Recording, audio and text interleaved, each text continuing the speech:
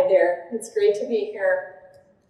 I wanted you to just close your eyes, and when you hear the phrase, homeless veteran, I wanted you to picture who comes to mind. What does this person look like? How are they dressed? Where did you encounter them? Are they by themselves, or do they have an animal with them? And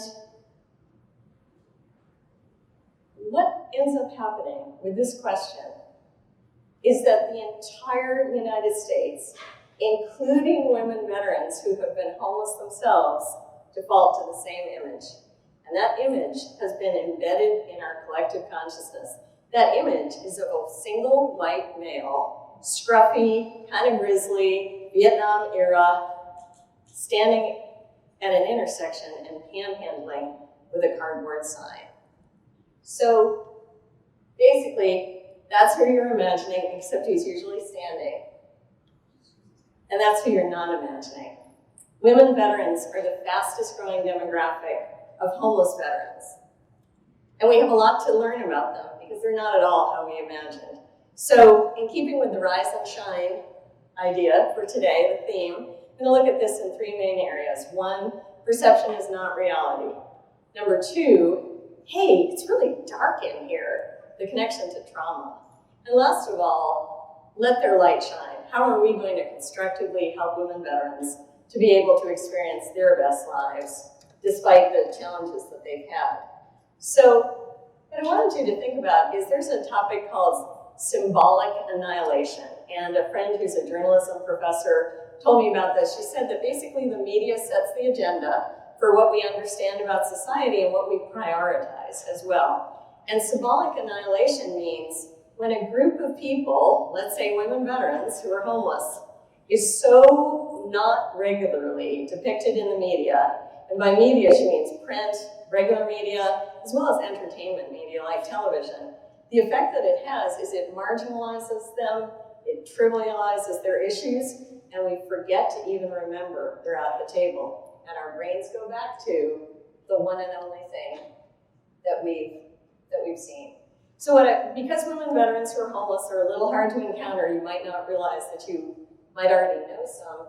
I'm using material from one of my surveys that's reached almost 4,000 women veterans across the country, and I wanted to share with you some of their own words about homelessness. And I'm just going to click through these so you can see what's on the screen. People don't realize that there are lots of women veterans who are homeless. As a woman veteran, I felt like I was muted. I wasn't heard.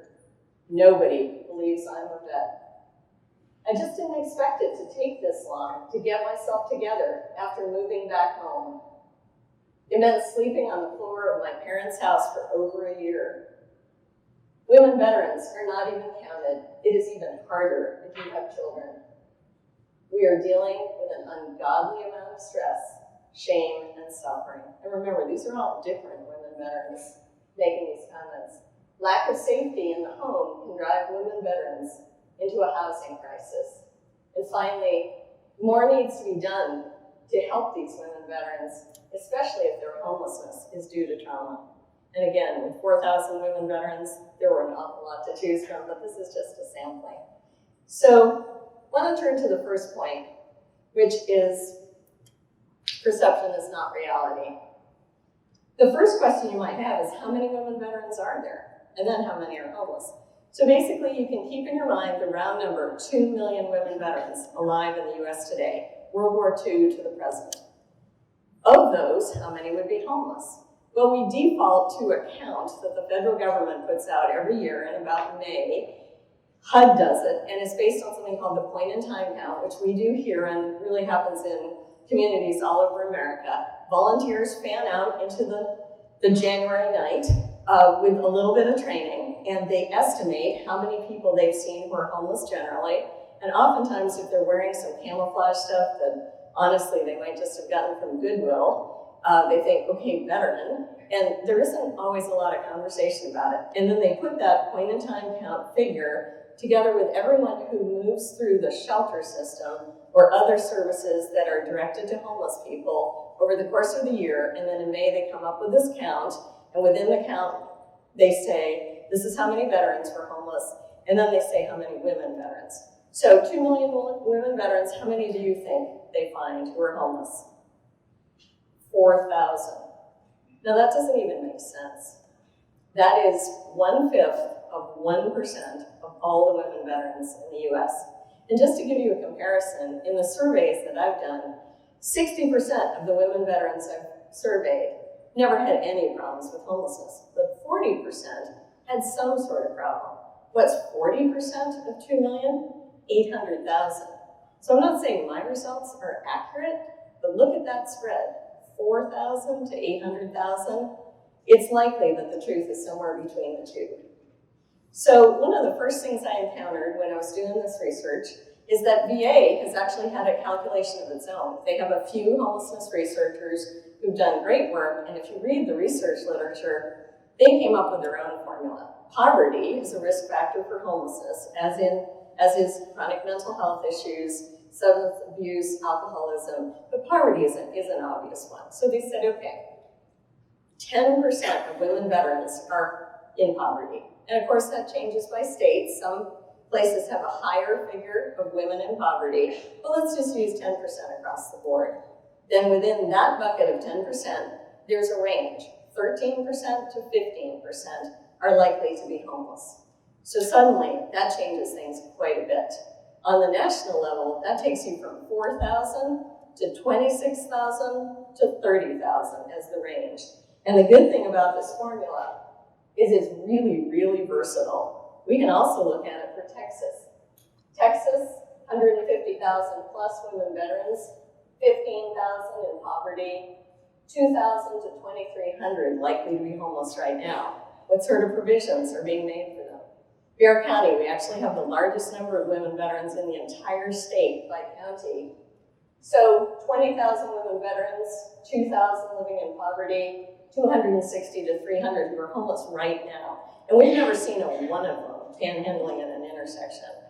And the reality is, when I traveled around the country interviewing women veterans who had been homeless, they said, you're never going to either. That would just be the most shameful thing that they could imagine. It's not the badge that they want to wear to the world. So they are hiding out of plain sight. So we've already seen there's a problem with the count. How about what's included in the definition of homelessness? Again, more than 10 years ago, an idea called couch surfing. You're doubling up with family and friends. It's a very prevalent mode for women veterans to be homeless in. It actually was considered homelessness. So an advocate I know would tell people, get to VA, you're actually homeless now, get some resources that would help you. Then the federal government changed the definition of homelessness. They called that couch surfing, precarious housing, and they pushed it out of the definition. So we've got two problems here with recognizing women veterans who are homeless. The first is they're not going to be found in the count.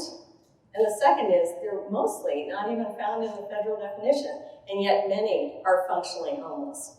We've had a focus for too long on chronic homelessness because that's the easiest mode to recognize. That is the guy at the intersection. He's maybe been homeless for 10 or 20 years. He may be homeless for another 10 or 20 more because he has intractable issues that do not succumb to treatment very easily. But think of how many other modes of homelessness there are, including temporary. You get on your feet and then another thing knocks you down.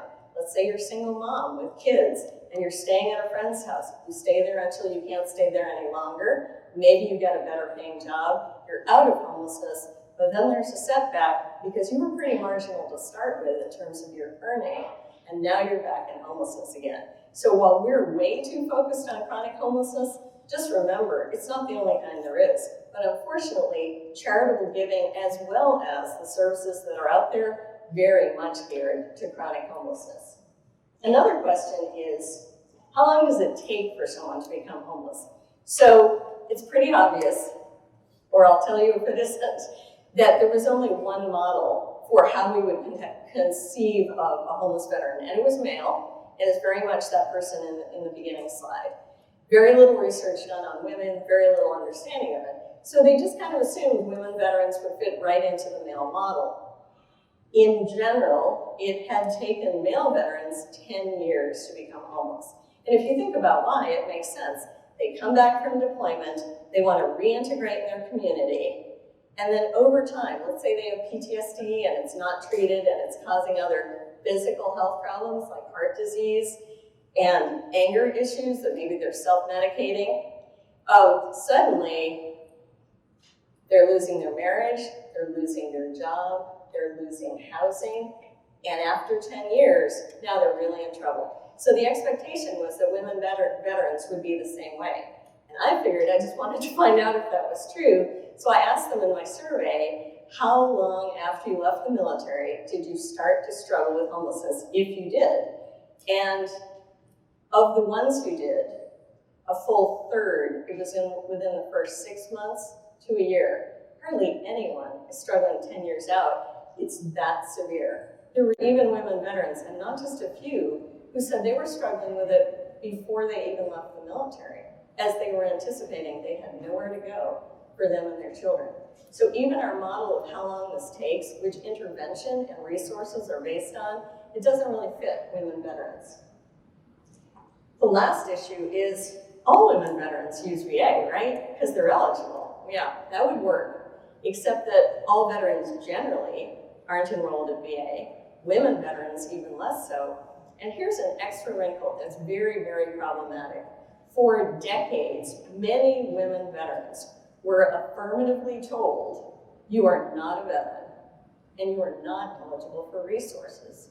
So women veterans my age and older, and maybe even a little younger than me, that's a very common situation. And down the road, they meet someone like a neighbor who's serving, or their grandson is, or something like that, and that person says to them, Grandma, you were in the Navy. How come you don't go to VA? And that's the first time they've realized they're eligible. So even in my survey, I learned from women veterans, don't ask them explicitly, are you a veteran? That's a word that's freighted with a lot of controversy and conflict. Just ask them, did you serve in the US military?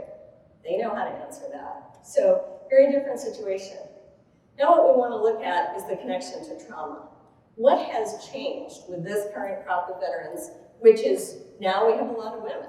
There's 15% of women in the, 15% of the active duty military is women, 18% in the Guard and Reserve. So not quite 1 in 5, but quite a lot of women, and those will all become veterans. Well, in my survey, a full 1/3 of them had seen combat. That's very new. But what does combat cause that we know about? It causes PTSD, among other things. Not always, but there's a definite link. Do you know what causes PTSD even more than combat? Military sexual trauma.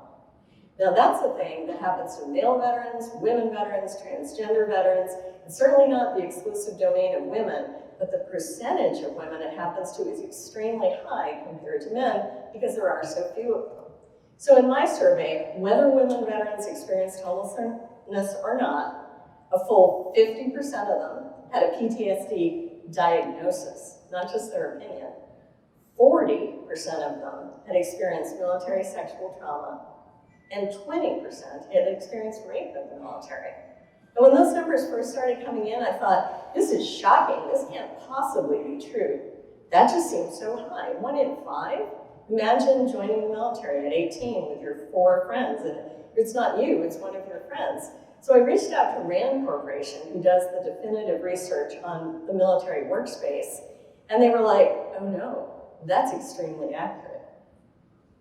Very troubling. So they already know that military sexual trauma, which is the whole collection of injuries and offenses, everything from gender harassment to sexual harassment to sexual assault to rape to gang rape, that's all military sexual trauma. They already know now that there's a connection for women veterans, male veterans, transgender veterans to homelessness at every single time they look at it. But it's something that the research literature really hasn't reflected until now.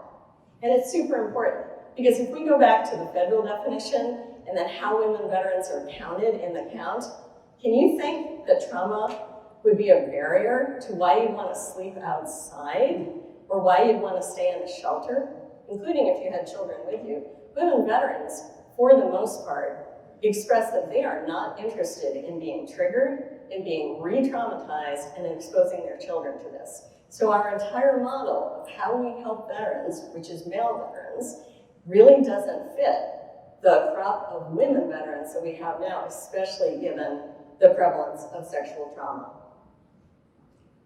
So, in my survey, 2 versions of it, 2 years apart, 2 totally different populations, I asked them, if you ever were homeless after you left the military, what of these choices did you use? And I put in all the federal choices, sleeping outdoors, staying in abandoned buildings, that sort of thing. And their top 3 choices were the same in both years. That's significant. Number 1, couch surfing, doubling up, staying with family and friends, the very thing that they're not allowed to call homelessness anymore. Number 2, staying in an unsafe relationship, such as one characterized by domestic violence. Of all the things I've published on this, that's the one that almost went viral. It received so much attention. It is a taboo topic, and women veterans could literally articulate, I knew I was trading my personal safety to keep a roof over our heads. That's how serious it is. And number 3 of their choices was sleeping in their vehicles. Of those 3, the only one that's included in the federal definition explicitly is sleeping in their vehicles. So you see, there's a big gender difference, particularly because of trauma, with how people want to accommodate their own struggles with housing and homelessness. So that's the bad news. How do we help women veterans? 3 choices: Goldilocks, Papa Bear, Mama Bear, Baby Bear. Be a benefactor. Create housing resources or support them that are trauma-informed. Create bridge loans that will help women who aren't chronically homeless avert homelessness. Do a PSA that raises the profile of women veterans. Be an engaged citizen. Use that formula now that you know it. Apply it to your own community. Check out how many resources accommodate women veterans.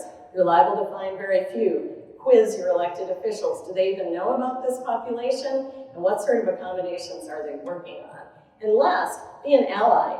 Every conversation about veterans, every ceremony, every recognition, 15 to 18%, make it about women veterans. They are not in the view, and you have the power to insist on that happening. Together, let's see what we can do to help women veterans rise and shine.